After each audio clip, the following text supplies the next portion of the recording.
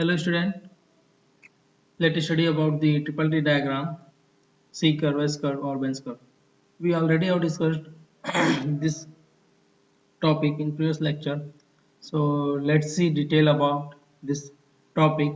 Triple T stands for time, temperature and transformation diagram. So what will happen here? As the diagram you can see.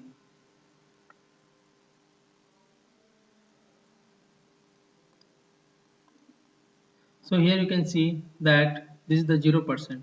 What is that 0%? We already discussed that 0% corresponding to the 0% transformation. So at this point you have 100% gamma, that is the austenite. Okay, after some time at this temperature, that is called incubation time, the transformation starts, and that transformation keep on takes place, and after some time at point f3 you will get the 100% transformation, that is 100% per light. Okay, so this is the graph. So here we have taken the temperature 550 degrees Celsius, and for this temperature we'll get the very less time period for the transformation to start. Why it is so, let's see. ऐसा क्यों है? अपने को क्या पता है कि suppose करो कि आप क्या कर रहे हैं,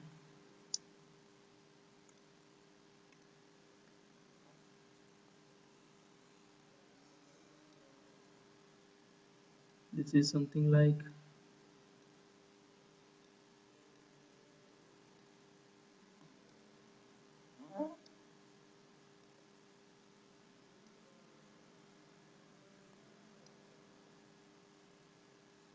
okay, so here you'll get the tectoid point.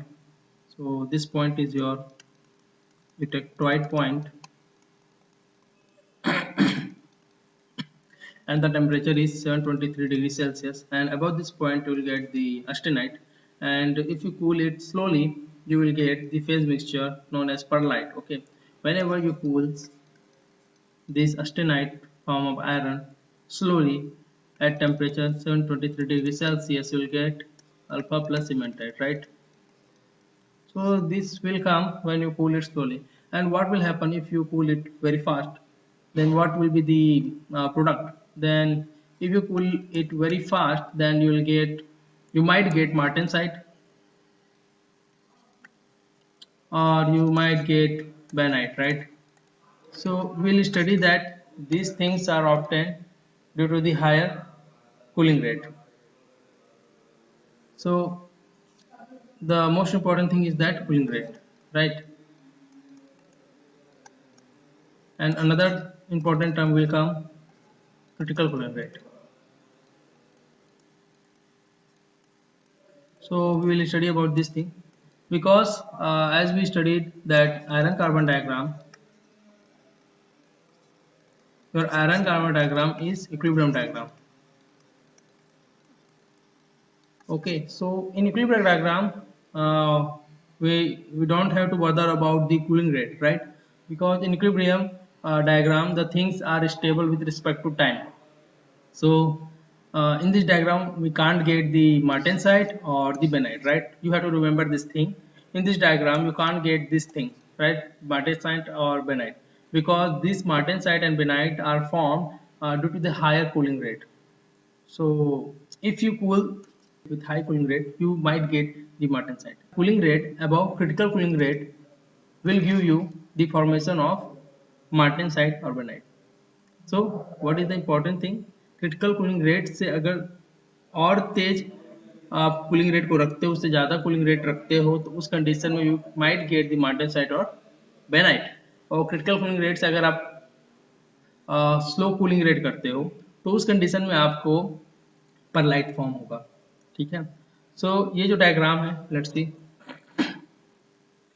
This the diagram.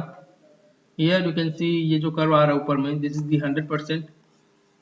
This axis is for decomposition, percentage decomposition. इसका मतलब ये है कि माइक्रो स्ट्रक्चर कितना चेंज हो रहा है. यहाँ पे आपका 100% ऑस्टेनाइट है, मतलब 0% क्या लिखा है, माइक्रो स्ट्रक्चर में चेंजेस, यहाँ पे कोई माइक्रो स्ट्रक्चर में चेंज नहीं हुआ, समय के साथ धीरे धीरे आपका 100% पर लाइट मिला, मतलब माइक्रो स्ट्रक्चर चेंज यहाँ पे 100% अबव ऊपर में हो गया है। ठीक है, और यहाँ पे अगर आप देखते हैं S3 मतलब स्टार्टिंग पॉइंट और F3 मतलब फिनिश पॉइंट।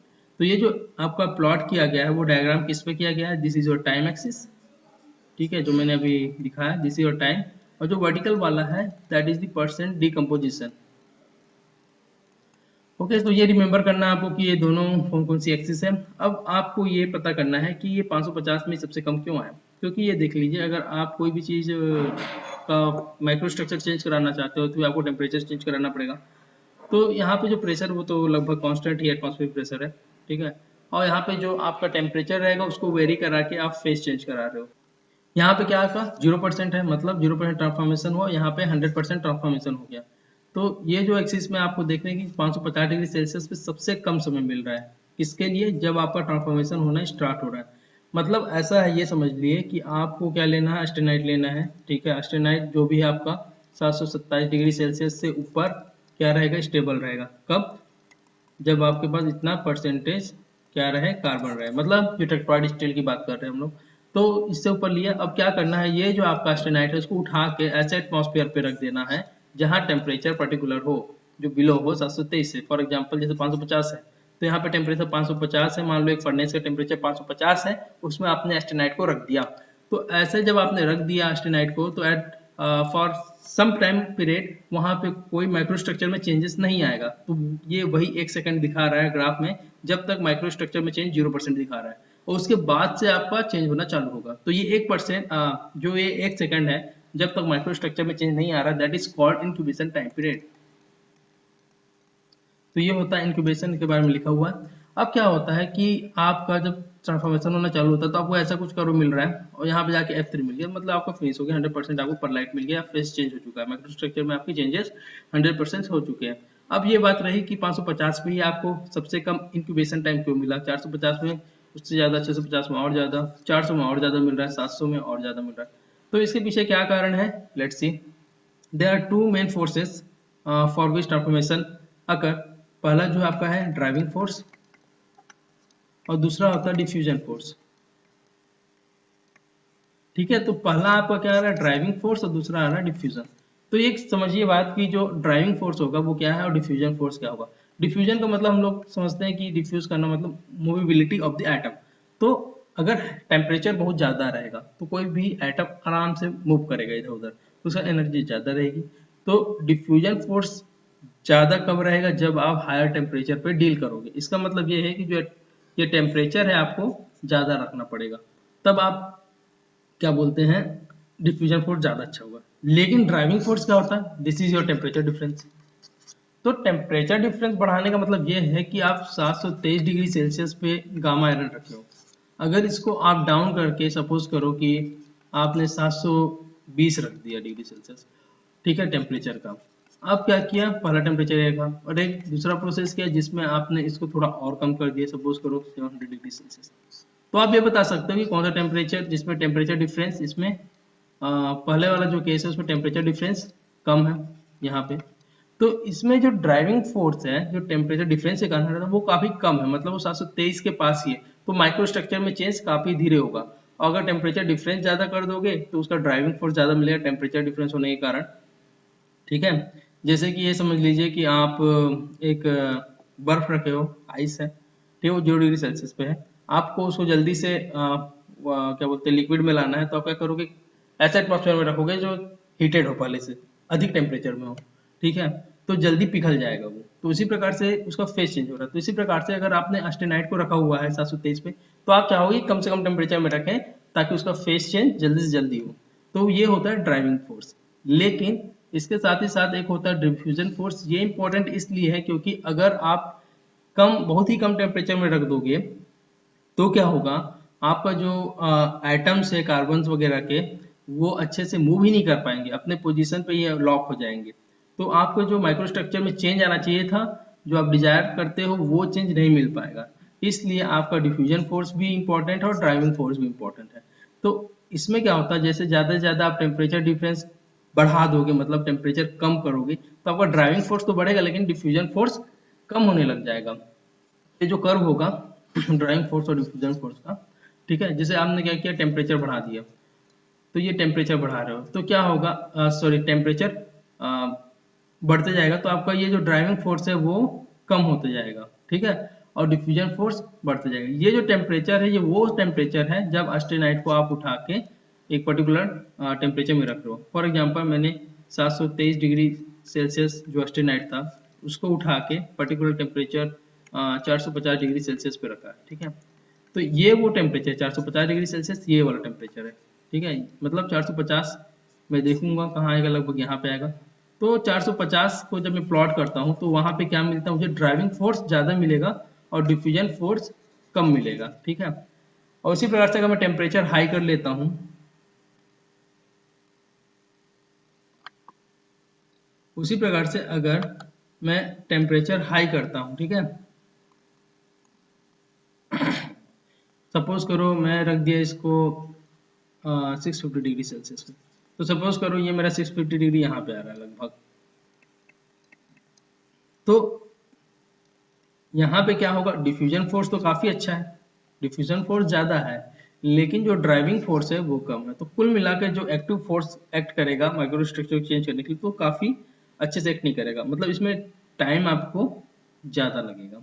ठीक है, तो इसी प्रकार से आपको जो ऑप्टिमम वैल्यू मिलती है, जो ऑप्टिमम वैल्यू मिलती है आपको क्या मिलती है इसमें, 550 डिग्री सेल्सियस में आपको एक ऑप्टिमम वैल्यू मिलती है टेम्परेचर की, जिसमें आपका ड्राइविंग फोर्स और डिफ्यूजन फोर्स दोनों ही सही रहते हैं, और उसमें आपको इंक्यूबेशन टाइम सबसे कम मिलता है। तो ये आपको याद रखना है, ये टेम्परेचर 550 डिग्री सेल्सियस जहाँ इंक्यूबेशन टाइम आपको 1 सेकंड का मिलता है। और बाकी अगर आप टेम्परेचर घटाते हो तो ड्राइविंग फोर्स बढ़ता है लेकिन डिफ्यूजन फोर्स कम हो जाता है, और पर्टिकुलरली टेम्परेचर बहुत बढ़ा लेते हो तब आपका ड्राइविंग फोर्स काफी कम हो जाता है और डिफ्यूजन फोर्स काफी बढ़ जाता है। तो इसलिए आपको सबसे कम 550 डिग्री सेल्सियस मिलता है और आपको ये वैल्यू याद रखनी है।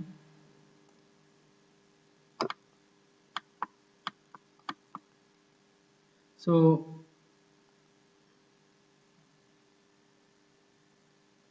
अब ये देखना कि ये ग्राफ कैसे आया, इसके बारे में डिस्कस कर चुके हैं लेकिन एक बार फिर से देख लीजिए।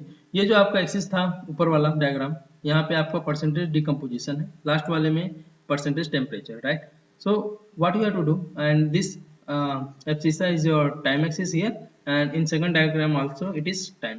तो आपका जो एक्स एक्सिस में जनरली शो करते हैं वो एक्सिस क्या है, आपका टाइम एक्सिस है, और जो वाई एक्सिस में शो करते हैं वर्टिकल वाले में, उसमें पहले डायग्राम में क्या था, परसेंटेज डिकम्पोजिशन है, और दूसरे वाले डायग्राम में आपको टेम्परेचर से डील किया गया है।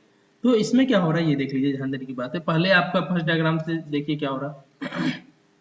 जो फर्स्ट डायग्राम है इसमें सपोज करो आप 550 डिग्री सेल्सियस को लेके चल रहे हैं, तो ये जो वैल्यू आ रही है S3, ठीक है, तो S3 क्या है आपका, S3 आपका है स्टार्टिंग पॉइंट 550 डिग्री सेल्सियस पे, जब आपका माइक्रो स्ट्रक्चर में चेंज होना चालू होगा, और जो इस कर्व को फॉलो करते हुए F3 मिलता है, मतलब खत्म हो गया। तो ये 550 डिग्री सेल्सियस कांस्टेंट है टेम्परेचर, इसका मतलब ये है टेम्परेचर एक्सिस यहाँ पे 550 डिग्री सेल्सियस ये हो गया, और उसके बाद ये लाइन खींच लिया। अब उसमें क्या है, S3 पॉइंट आ गया, इसको वर्टिकली प्रोजेक्ट कर दीजिए, S3 आ गया, इसी में कुछ समय के बाद F3 आ गया। तो एक प्रकार से मुझे इस कर्व में ये दो पॉइंट मिल जाएंगे। उसी प्रकार से 450 डिग्री सेल्सियस की बात करूं तो क्या होगा, 450 डिग्री सेल्सियस नीचे वाले डायग्राम में 550 के नीचे मिलेगा, जो यहाँ पे है 550 के नीचे 450 डिग्री सेल्सियस, और यहाँ पे हो गया स्टार्टिंग पॉइंट और यहाँ पे हो गया फिनिश पॉइंट 450 डिग्री सेल्सियस के लिए, यहाँ पे इंक्यूबेशन टाइम 550 वाले से ज्यादा होगा, यहाँ से हम देख सकते हैं डायग्राम से। अब उसी प्रकार से बाकी टेम्परेचर का भी आपने क्या किया, स्टार्ट और एंड पॉइंट को ही प्लॉट किया है।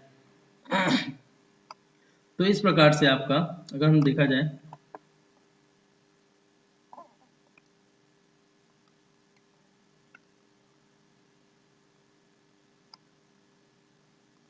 तो ये समझ लीजिए कि आपने क्या किया, एक कर्व ऐसा प्लॉट किया था कि आपका ये ऐसा कर्व आके ऐसा गया, ठीक है। मान लो ये 550 का स्टार्ट पॉइंट है और ये आपका फिनिश पॉइंट है। तो आपने क्या करना है, सिंपली अब दूसरे डायग्राम में क्या करना है आपको, इसको 550 डिग्री सेल्सियस वाले लाइन पे प्रोजेक्ट करना है। तो यहाँ से एक पॉइंट मिल गया और इसको नीचे प्रोजेक्ट करोगे वर्टिकली डाउन करके, तो यहाँ से आपको दूसरा पॉइंट मिल गया।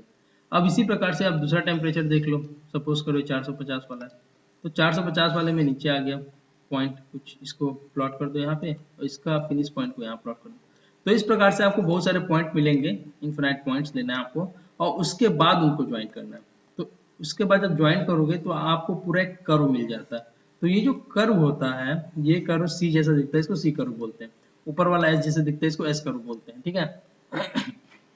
तो ये जो आप देख लीजिए, जो ये कर्व है, ठीक है, जिसको मैं 1 नंबर बोल रहा हूँ। ठीक है, तो ये 1 नंबर वाला कर्व जो है सभी स्टार्टिंग पॉइंट से मिलकर बना है। तो ये कर्व में जहां भी आपका अगर टच करते हो पॉइंट को, तो किसी भी ट्रांसफॉर्मेशन का स्टार्टिंग पॉइंट होगा। और जो अंदर वाला सी कर्व है, जो स्मॉल सी कर्व जैसा दिख रहा है, ये आपका फिनिशिंग पॉइंट है। मतलब उस कर्व में आपका जो माइक्रोस्ट्रक्चर में चेंजेस आ रहा है वो 100% हो जा रहा है, फिनिश हो जा रहा है। ठीक है, तो ये कर्व ऐसे बनता है। ठीक है, अब क्या होगा,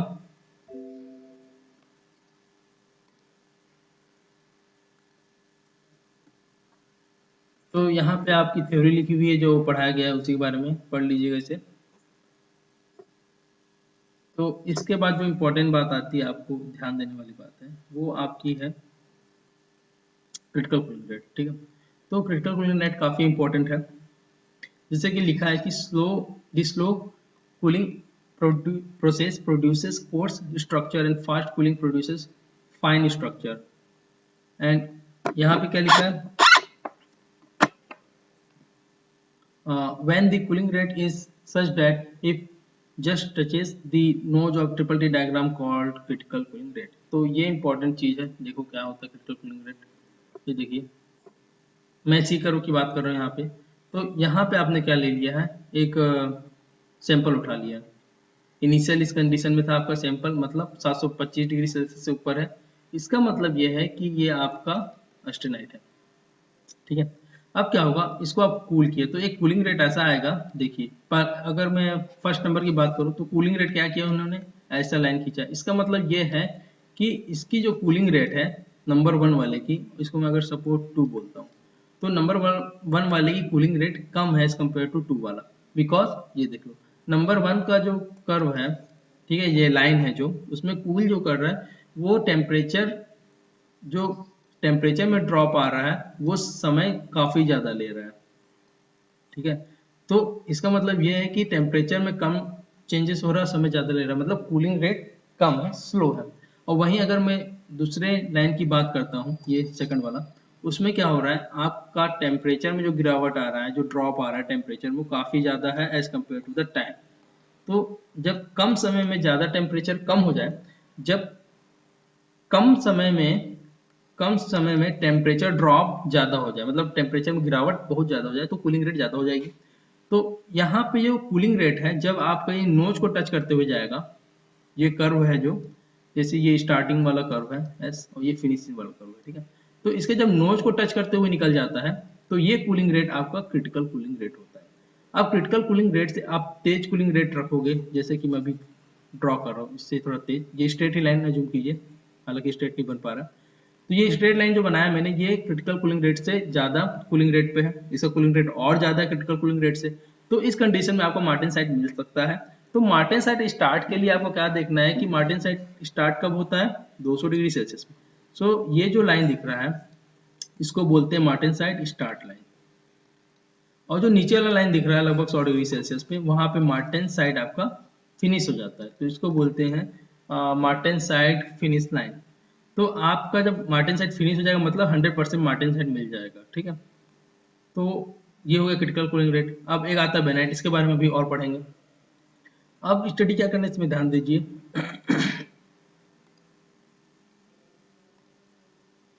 अब ध्यान देने वाली बात यह है, अगर क्रिटिकल कूलिंग रेट से आप स्लो कूल करते हो, तो उस केस में आपका क्या मिलेगा, परलाइट मिलेगा।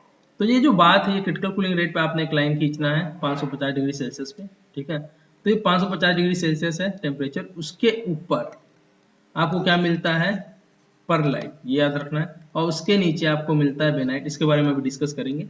और और क्या याद रखना है, जो कूलिंग रेट होगा वो कूलिंग रेट कम होना चाहिए क्रिटिकल कूलिंग रेट से। ये जो कूलिंग रेट है, इसको मैं क्या बोल देता हूँ, suppose this is the cooling rate, इसको मैं बोलता हूँ क्रिटिकल कूलिंग रेट, सीसीआर बोल रहा हूँ, क्रिटिकल कूलिंग रेट।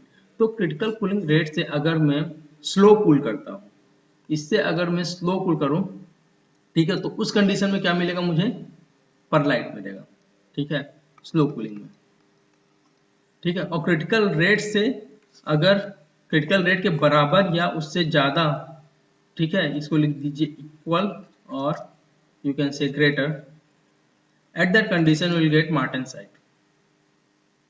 मार्टेनसाइट भी मिल सकता है, लेकिन आपको बेनाइट भी मिल सकता है। अब बेनाइट कैसे मिलेगा ये देख लीजिए एक बार। बेनाइट के लिए ऐसा करना होगा आपको कि आपको जो क्रिटिकल कूलिंग रेट है उससे इक्वल में या उससे ज़्यादा में आपको कूल करना है। आपको ये नोच को पार कर जाना है कूल करते करते, उसके बाद सडनली आपको रुकना है और उस टेम्परेचर को मेंटेन करना है कुछ समय तक, जब तक आपका ये कर्व में हम एंटर कर जाए और यहाँ तक फिनिश हो जाए। तो यहाँ पे जब फिनिश होता है तो हमको क्या मिलता है, बेनाइट। तो बेनाइट फॉर्मेशन क्या होता है, जब आप आइसोथर्मल कूलिंग करते हैं, मतलब एक बार आप क्रिटिकल कूलिंग रेट से ज़्यादा कूलिंग रेट पे ठंडा किए, और जैसे आप नोज के नीचे पहुंचे, जैसे इस नोज के, दिस इज नोज, जैसा नोज जैसा दिख रहा है ना, नाक जैसा, तो ये नोज होता है।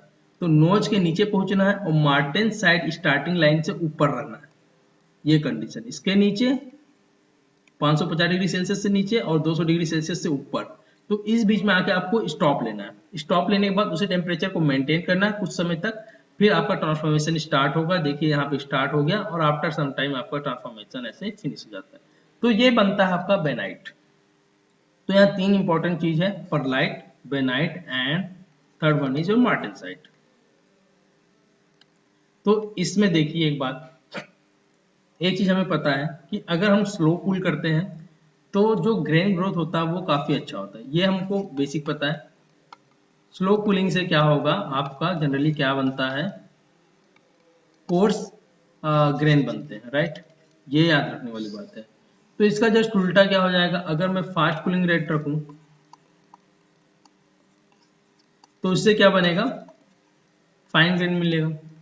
तो ये चीज को हमको ध्यान देना है। और अपने को क्या पता है, स्लो कूलिंग रेट करोगे कोर्स ग्रेन बनेगा, इसका मतलब आपका जो मटेरियल होगा वो कैसा होगा, डक्टाइल होगा नेचर में। और जब फाइन बनता है तो ज्यादा उसमें क्या आती है, स्ट्रेंथ, हार्डनेस, ये आती है। मतलब कोर्स ग्रेन रहता है तो आपका डक्टाइल होता है और टफ होता है, और अगर आपका फाइन होता है ग्रेन तो उस कंडीशन में आपका स्ट्रेंथ ज्यादा अच्छी होती है और हार्डनेस ज्यादा अच्छी होती है।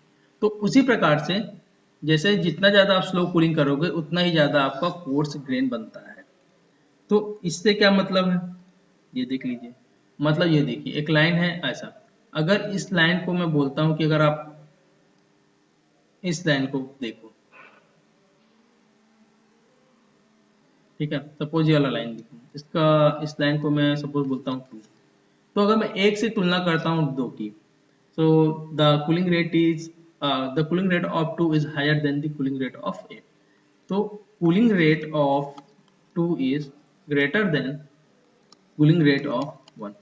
तो इस कंडीशन में आपको क्या समझ आ रहा है कि कूलिंग रेट एक का कम है, तो यहाँ पे आपको ज्यादा कोर्स मिलेगा, ठीक है। तो एक वाले में आपको थोड़ा कोर्स मिलेगा और दो वाले में थोड़ा फाइन स्ट्रक्चर मिलेगा, ठीक है। तो इसका मतलब यह है कि अगर आप इस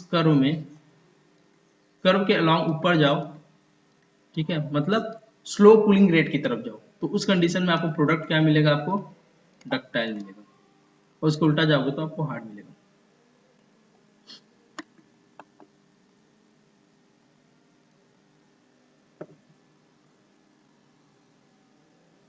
सो लेट्स सी, सपोज करो ये आपका सी डायग्राम है, ठीक है, और ये आपका 550 डिग्री सेल्सियस है, ठीक है। तो यहाँ पे क्या हो रहा है देख लीजिए, अगर आप इसके ऊपर की तरफ प्रोडक्ट बना रहे हो, ठीक है, तो जितना ऊपर रहोगे उतना ही आपको क्या मिलेगा, डक्टाइल मिलेगा, ज्यादा से ज्यादा डक्टाइल मिलेगा, ठीक है। अगर आप नीचे की तरफ आ रहे हो तो आपको क्या मिलेगा, स्ट्रेंथ ज्यादा मिलेगी और उसका स्ट्रक्चर फाइन मिलेगा, और डक्टाइल है तो स्ट्रक्चर क्या होगा, कोर्स होगा, ये बात ध्यान देंगे, ठीक है। तो अगर आपको कूलिंग रेट दिया हुआ है, मान लो एक क्वेश्चन आता है कुछ ऐसा कि एक पॉइंट है यहाँ पे, ठीक है, एक लाइन ऐसा खींच दिया, एक लाइन ऐसा खींच दिया, ठीक है, दिस इज द 1 और 2। इसमें बोल देगा कि 1 और 2 में किसमें ज्यादा स्ट्रेंथ मिलेगा आपको प्रोडक्ट में, तो आपका आंसर क्या होना चाहिए, 2 वाला, क्योंकि 2 वाले में आपका जो कूलिंग रेट है वो ज़्यादा है एज कम्पेयर टू 1 वाला, तो इसलिए यहाँ पे आपका स्ट्रक्चर ज़्यादा फाइन मिलेगा, ग्रेन ज़्यादा फाइन होगी। जब फाइन ग्रेन होगा तो उसकी स्ट्रेंथ ज़्यादा होगी, ठीक है। तो ये बात आपको याद रखनी है। तो इसका मतलब यह है कि अगर आप इस डायग्राम में ऊपर की तरफ जाते हो तो आपका जो परलाइट मिलेगा, ठीक है, जो आपको परलाइट मिलेगा वो ज़्यादा डक्टाइल और कोर्स मिलेगा, और डायग्राम में नीचे की तरफ जाओगे तो आपको जो परलाइट मिलेगा वो ज़्यादा फाइन मिलेगा, ठीक है।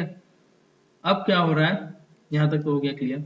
अब अगर आपका जो कूलिंग रेट है, ठीक है, सपोज करो जो कूलिंग रेट है, आपका कूलिंग रेट जस्ट टच करके इसको निकल जा रहा है ऐसे, तो एक पॉइंट आता है क्या, this is your Martin side start line, और उसके नीचे ही आता है Martin side finish line. Martin side start line का लगभग 200 डिग्री सेल्सियस होता है टेम्परेचर, और इसका 100 डिग्री सेल्सियस, याद रखना। तो आप कूल किए क्रिटिकल कूलिंग रेट से आपने कूल कर दिया, तो उस कंडीशन में एक समय आएगा 200 डिग्री सेल्सियस में जहां मार्टिन साइड बनना स्टार्ट होगा। मतलब 200 डिग्री सेल्सियस ऊपर यहाँ पे अगर मैं बात कर रहा हूँ तो 0% मार्टिन साइड है यहाँ पे, ठीक है। लेकिन उसके जैसे नीचे में आने लगता हूँ और फिर जब 100 डिग्री से और नीचे आ जाता हूँ तो यहाँ पे 100% मार्टिन साइड मिल जाएगा। तो ये बात ये भी ध्यान देनी है। तो यहाँ से अगर ऐसा कूल किया और ऐसा चला गया तब भी मार्टिन साइड मिल जाएगा। ये 0.3 मैंने लिखा कूलिंग रेट का, तो ये क्रिटिकल कूलिंग रेट से ज़्यादा है 3 वाला, तो इसमें मार्टिन साइड मिल जाएगा, ठीक है। और क्या है इसमें ध्यान देने वाली बात, बेनाइट फॉर्मेशन क्या होता है।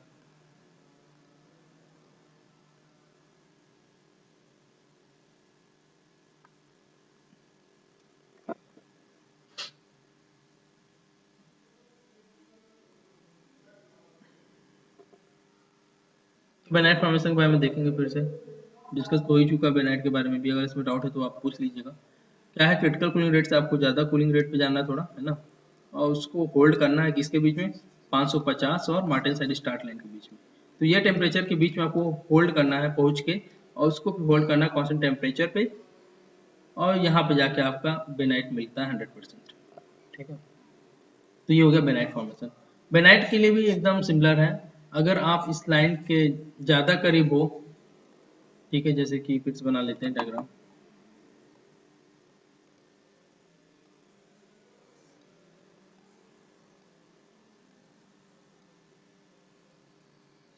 ठीक है। अगर मैं एक कूल करता हूँ ऐसा और ऐसा कूल किया, सपोज ये कूलिंग रेट है नंबर 1, और सिमिलर वे में मैंने ऐसा कूल किया, उसको नीचे रख के और फिर ऐसा कूल कर दिया सपोज करो, तो आपको क्या हो रहा है यहाँ पे ये पता चल रहा है कि आपको जो टेम्परेचर एक्सिस है, आप एक वाले पे हायर टेम्परेचर पे, इसका मतलब ये कि आप हायर टेम्परेचर पे होल्ड किए हो। तो हायर टेम्परेचर पे जब होल्ड करोगे तो एक पे जो आपका स्ट्रक्चर है वो ज़्यादा क्या होगा, कोर्स होगा, और 2 वाले में थोड़ा फाइन होगा। ये रिलेटिव है, तो एक वाले में ज़्यादा कोर्स होगा, 2 वाले में फाइन होगा। तो कोर्स होगा इसका मतलब ये क्या होगा, ज़्यादा डक्टाइल नेचर शो करेगा, और ये ज़्यादा स्ट्रेंथ या हार्डनेस शो करेगा, ठीक है। तो ऐसा लॉजिक लगा के बन जाता है, ठीक है, क्वेश्चन। तो ये बेनाइट फॉर्मेशन है। तो इसके बारे में लिखा है, कुछ लाइन पढ़ लेते हैं, लाइक दिस।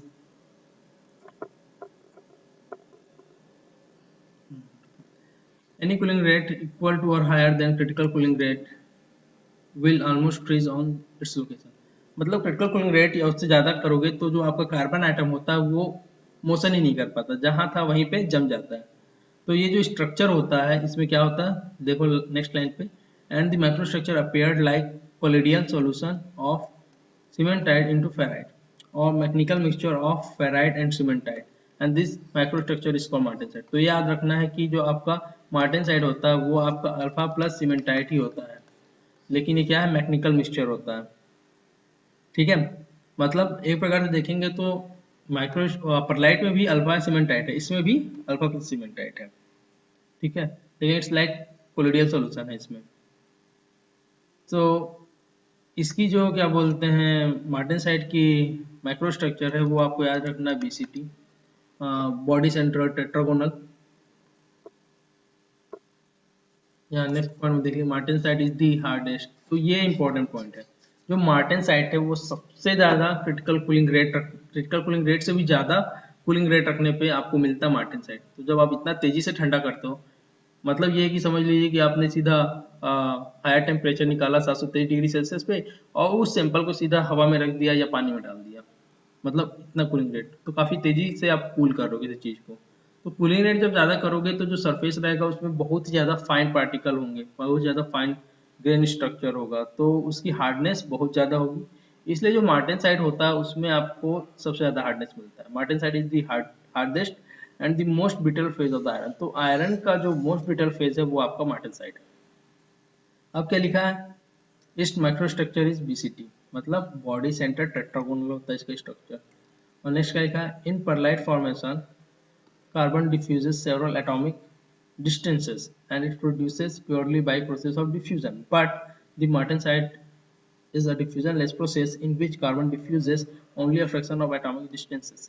तो ये बोल रहा है कि जब आप परलाइट की बात करते हो ना, तो परलाइट में क्या होता है, आपका जो कार्बन आइटम होगा वो आराम से डिफ्यूज करता है, मतलब अपना जो लोकेशन है, पोजीशन है, वो चेंज करता है। जहाँ उसका कॉन्सेंट्रेशन कम होगा वो वहां चला जाएगा और यूनिफॉर्मिटी लाएगा थोड़ा बहुत। लेकिन जो आपका मार्टेनसाइट होता है वो इतना झटके में होता है, इतना तेजी से हम उसको कूल करते हैं कि जो आपका टेम्परेचर है वो गिर जाता है। तो जब टेम्परेचर गिर जाएगा, कम हो जाएगा अचानक से, तो जो आपका जो कार्बन आइटम है वो डिफ्यूज नहीं हो पाएगा, क्योंकि डिफ्यूजन कम टेम्परेचर पर नहीं हो पाता अच्छे से। तो आपका जो कार्बन है वो वहीं पे क्या बोलते हैं, फ्रीज हो जाता है। तो जो मार्टेनसाइट फॉर्मेशन का प्रोसेस होता है वो क्या प्रोसेस है, आपका डिफ्यूजनलेस प्रोसेस। तो ये भी आपको याद रखना है कि एक डिफ्यूजनलेस प्रोसेस कौन सा है, मार्टेनसाइट का फॉर्मेशन।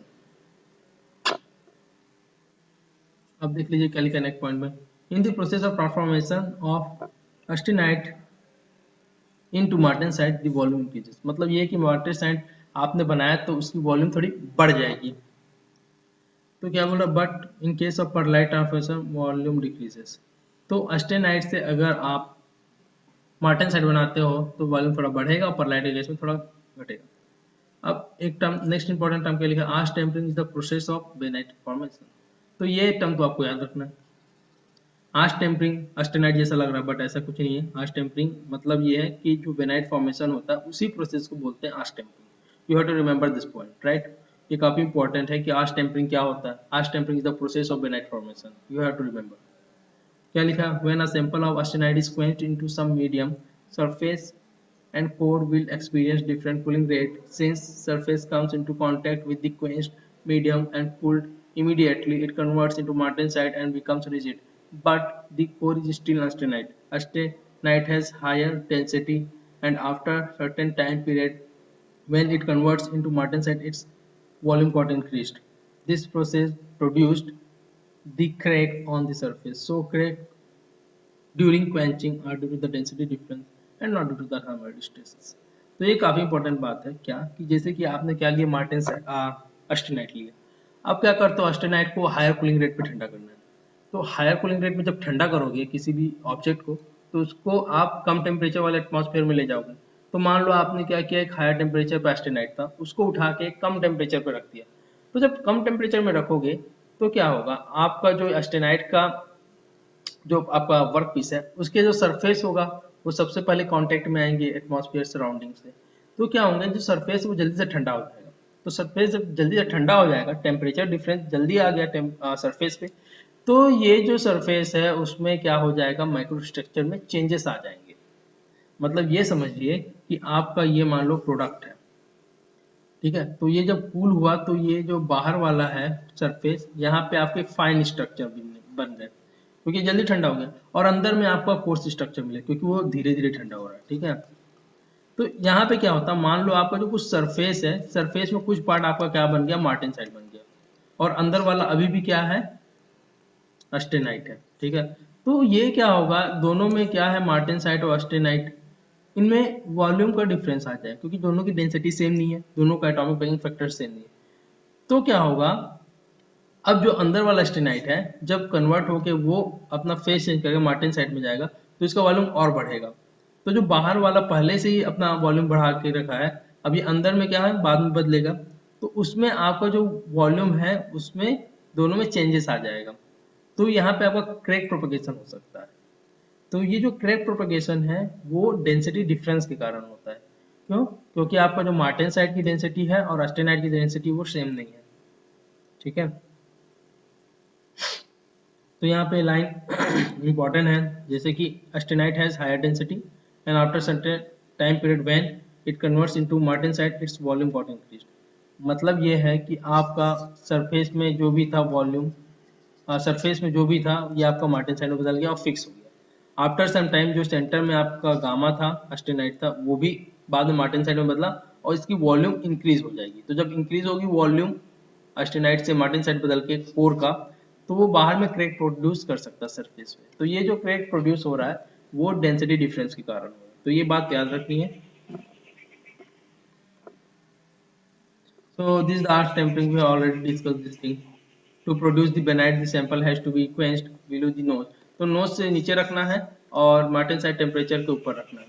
तो sometime you will get 220 degree Celsius, sometime you get 100 degree Celsius. तो दोनों चलेगा, कोई दिक्कत नहीं है। The sample is then maintained at that temperature for a substantial period of time till intestinite convert into bainite। ठीक है, तो ये ऐसा होता है आर्च टेम्परिंग का। इसके बारे में तो पढ़ ही लिया, एक बार फिर देख लीजिए।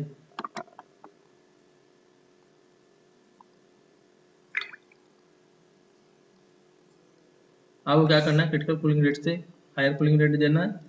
और यहाँ पे सपोज करो ये है आपका मार्टेनसाइट स्टार्ट लाइन और ये आपका नोज है।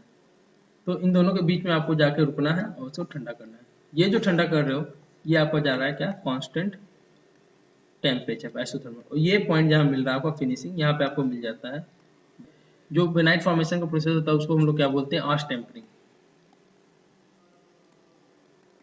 तो ये बात आपको याद रखनी है, आर्च टेम्परिंग क्या होता है। तो अब आता है आपका मार्ट टेम्परिंग। इसके बारे में हम लोग नेक्स्ट लेक्चर में देखेंगे। तो अभी तक के लिए आपको तो मार्ट टेम्परिंग के बारे में हम नेक्स्ट क्लास में देखेंगे। तो अभी तक आपको जो भी अगर डाउट वगैरह आ रहा है तो आप पूछ सकते हैं मुझसे, ठीक है। और इसको समझने के लिए आप आराम से देख सकते हैं। अगर समझ नहीं आ रहा तो आप डिस्कस कीजिए, रटने की जरूरत नहीं है इसे। So thank you for the lecture.